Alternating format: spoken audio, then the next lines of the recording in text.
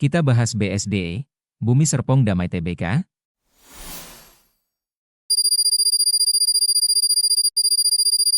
Ada sesuatu yang mulai bikin pasar melirik BSD lagi. Pemegang saham pengendalinya, PT Paraga Artamida, tiba-tiba melakukan aksi borong jumbo lebih dari 1,5 miliar saham dalam satu transaksi. Nilainya juga nggak kecil, tembus sekitar 1,3 triliun rupiah.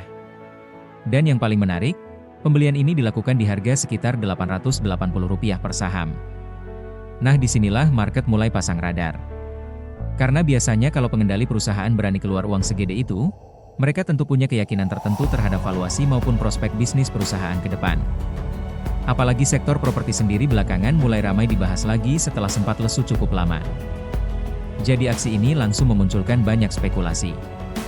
Apakah pengendali merasa harga BSD sekarang masih murah? Atau jangan-jangan mereka melihat potensi sektor properti beberapa tahun ke depan mulai membaik?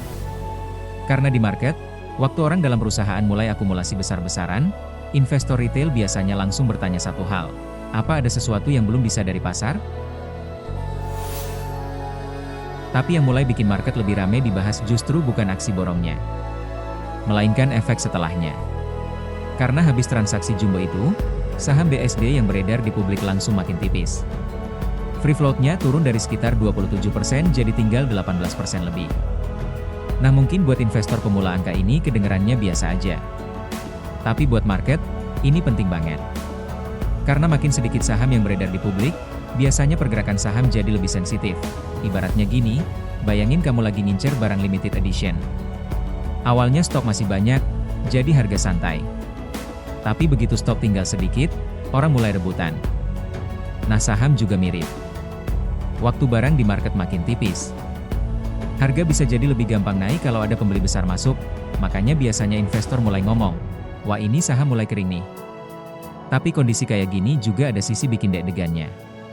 Karena kalau suatu saat yang pegang saham tiba-tiba jual barengan, geraknya juga bisa lebih brutal. Jadi investor BSD sekarang posisinya kayak lagi lihat dua kemungkinan. Di satu sisi, saham makin tipis bisa bikin harga lebih gampang terangkat.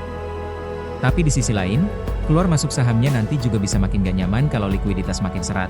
Dan lucunya, kondisi kayak gini sering bikin investor retail galau sendiri. Mau masuk takut telat. Tapi mau nunggu takut sahamnya keburu lari duluan. Sekarang kelompok pengendali BSD total sudah menguasai mayoritas saham yang sangat besar. Dan itu bikin market mulai membaca aksi ini bukan sekadar transaksi biasa. Karena jarang ada pengendali perusahaan keluar uang sampai triliunan rupiah kalau mereka sendiri nggak yakin terhadap valuasi maupun arah bisnis ke depan. Apalagi pembeliannya dilakukan saat sektor properti belum benar-benar jadi primadona market. Nah, sekarang investor mulai menunggu, apakah langkah ini bakal jadi sinyal awal kebangkitan BSD dan sektor properti? Atau justru market masih butuh waktu lebih panjang buat percaya? Karena satu hal yang pasti, waktu orang dalam mulai akumulasi jumbo, pasar biasanya nggak akan diam memperhatikan. Kalau menurut kalian, aksi borong BSD ini lebih cocok dibaca sebagai sinyal bullish jangka panjang? Atau justru warning karena free float makin tipis dan saham bisa makin liar? Tulis pendapat kalian di kolom komentar.